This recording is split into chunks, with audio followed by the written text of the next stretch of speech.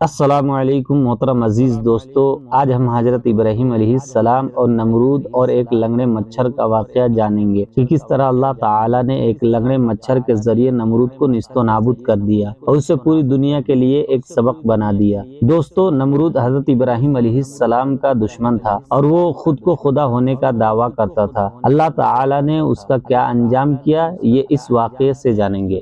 میری آپ سے گزارش ہے کہ ویڈیو کو آخر تک ضرور دیکھیں، اور اگر ابھی تک آپ نے ہمارے چینل کو سبسکرائب نہیں کیا تو سبسکرائب ضرور کریں اور پاس میں دیے گئے بیل آئیکن کو ضرور کلک کریں تاکہ ہماری ویڈیو کی نوٹیفیکیشن آپ تک پہنچتی رہے۔ اس زمین پر ہزاروں سال پہلے مشرق اور مغرب پر حکومت کرنے والا ایک بدترین بادشاہ جو اپنے آپ کو خدا کہتا تھا، اس کا نام نمرود بن کنان بن شام بن نوح تھا۔ اس کا تخت بابل تھا۔ یہ پہلا وہ بادشاہ تھا جس نے سب سے پہلے تاج اپنے سر پر رکھا تاکہ لوگوں کو معلوم ہو کہ ان کا خدا نمرود ہے۔ ایک رات نمرود نے ایک خواب دیکھا کہ ایک تارا آسمان میں اس طرح سے چمک رہا ہے کہ اس کے نزدیک سورج اور چاند کی روشنی پھیکی پڑ گئی ہے۔ جیسے ہی نمرود بیدار ہوا، نیند سے اٹھا تو اس نے محل کے نجومیوں سے خواب کا مطلب پوچھا تو انہوں نے بتایا کہ تمہاری سلطنت میں ایک جوان ایسا آئے گا جو تیرا رعب اور دبدبہ ختم کر دے گا اور تیری اس حکومت کو تباہ کر دے گا۔ بس نمرود نجومیوں کی یہ بات سن کر ڈر گیا اور ہزاروں بچوں کو مروا دیا اور ایک فرمان جاری کیا کہ مرد عورتوں سے دور رہے،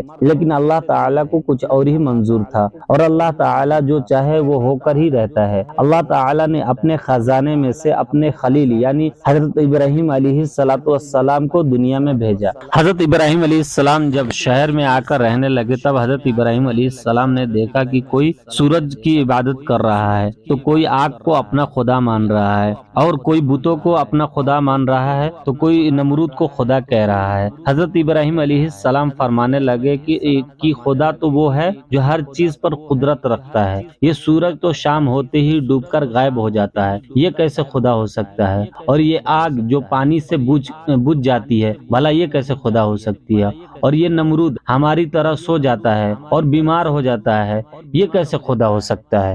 یہ بت جن کو ہم نے ہی اپنے ہاتھوں سے بنایا، یہ بھلا کیسے خدا ہو سکتا ہے؟ ایک بار جب سب لوگ میلے میں چلے گئے تو حضرت ابراہیم علیہ السلام نے اپنی کلہاڑی سے سارے بتوں کو توڑ دیا اور کلہاڑی کو وہاں کے بنے بڑے بت کے کندھے پر رکھ دیا۔ لوگ جب میلے سے واپس آئے تو انہوں نے دیکھا کہ سارے بت ٹوٹے ہوئے ہیں۔ سب نے اس بات کو مان لیا کہ یہ کام حضرت ابراہیم علیہ السلام کا ہے۔ حضرت ابراہیم علیہ السلام نے اس پر کہا کہ دیکھو، پوچھو کہ شاید اس بڑے بت نے ہی ان سب کو توڑا ہو۔ سب حیرت سے ابراہیم علیہ السلام سے کہنے لگے کہ یہ پتلا بھلا کیسے توڑ سکتا ہے؟ اس کے بعد حضرت ابراہیم علیہ السلام فرمانے لگے کہ میں بھی تو یہی کہنا چاہتا ہوں کہ جب یہ بت کسی کو توڑ نہیں سکتا تو پھر یہ ہمارا خدا کیسے ہو سکتا ہے؟ اس کے بعد نمرود آگ ببولا ہو گیا اور اس نے یہ حکم دے دیا کہ ایک بڑی آگ جلائی جائے اور ابراہیم کو اس طرح سے اس آگ میں جلایا جائے کہ لوگ اس سے ایک سبق حاصل کر لے۔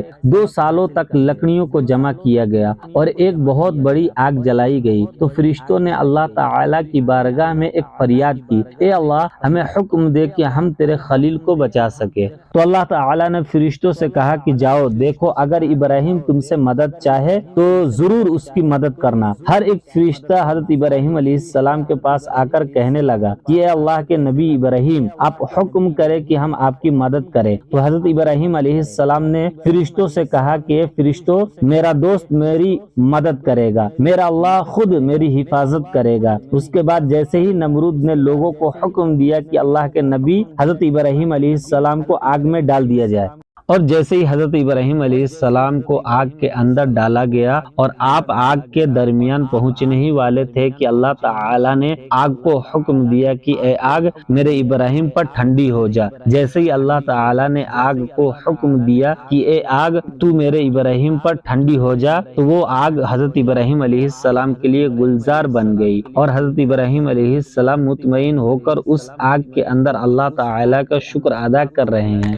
یہ سب دیکھ کر نمرود کی فوج حیران و پریشان ہو گئی اور نمرود سے کہنے لگی کہ نمرود ہمارے خداؤں سے زیادہ طاقتور تو ابراہیم کا خدا ہے، آگ تو اس کا کچھ بھی نہیں کر پائی۔ نمرود نے کہا اچھا ایسا ہے۔ اس کے بعد حضرت ابراہیم علیہ السلام کو بلا کر نمرود ان سے کہنے لگا جاؤ اپنے خدا کو کہہ دو کہ کل وہ اپنی فوج تیار کرے اور میں بھی اپنی فوج تیار کرتا ہوں، کل مقابلہ روبرو ہوگا۔ نمرود جو پوری دنیا پر حکومت کرتا تھا، اس وقت زمین کا سب سے بڑا بادشاہ تھا، اس نے اپنی فوج کو تیار کیا اور ایک اونچی عمارت پر نمرود کھڑے ہو کر کہنے لگا کہ کوئی ہے مجھ سے طاقتور تو میرے سامنے آئے اور میرا مقابلہ کرے۔ اس کے بعد اللہ تعالی نے مچھروں کو حکم دیا کہ جاؤ اس نمرود کی فوج کو ختم کر دو۔ اچانک وہاں بڑے بڑے مچھر آئے اور نمرود کی فوج کے ایک ایک شخص کا خون اور گوشت کھا گئے۔ نمرود بہت حیرانی کے ساتھ اپنی فوج کا یہ حال دیکھ ہی رہا تھا کہ اچانک ایک لنگڑا مچھر نمرود کی ناک میں گھس گیا۔ نمرود پریشان ہو کر اپنے سر کو دیواروں پر مارنے لگا، کوئی مجھے بچائے، لیکن افسوس اللہ تعالی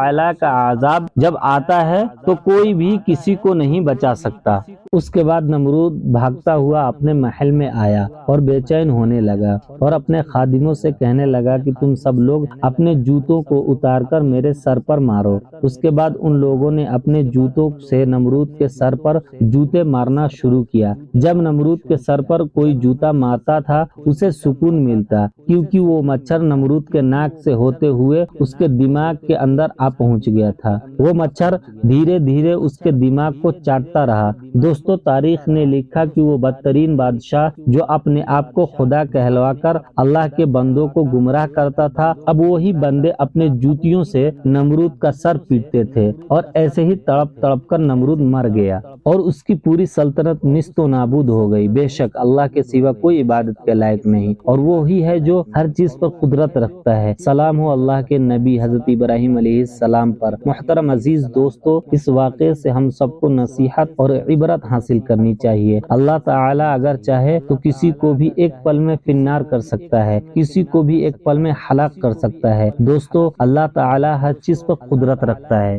اس واقعے سے ہمیں سبق ملتا ہے کہ نمرود جو مشرق اور مغرب پر حکومت کرتا تھا، جو اپنے آپ کو خدا ہونے کا دعویٰ کرتا تھا، جس کو اپنی طاقت، اپنی دولت اور اپنی شہرت پر بہت گھمنڈ تھا، اسے ایک لنگڑے مچھر نے ہلاک کر دیا۔ یہ شان ہے پاک پروردگار کی، وہ چاہے تو کمزور سے کمزور چیز کو بھی طاقتور پر قابض کر سکتا ہے۔ اللہ تعالی ہر چیز پر قدرت رکھتا ہے، اگر وہ نہ چاہے تو ایک پتا بھی اپنی جگہ سے نہیں ہل سکتا، وہ نہ چاہے تو ہوا نہ چلے، وہ نہ چاہے تو زمین اناج نہ دے، وہ نہ چاہے تو انسان ایک سانس بھی نہ لے سکے۔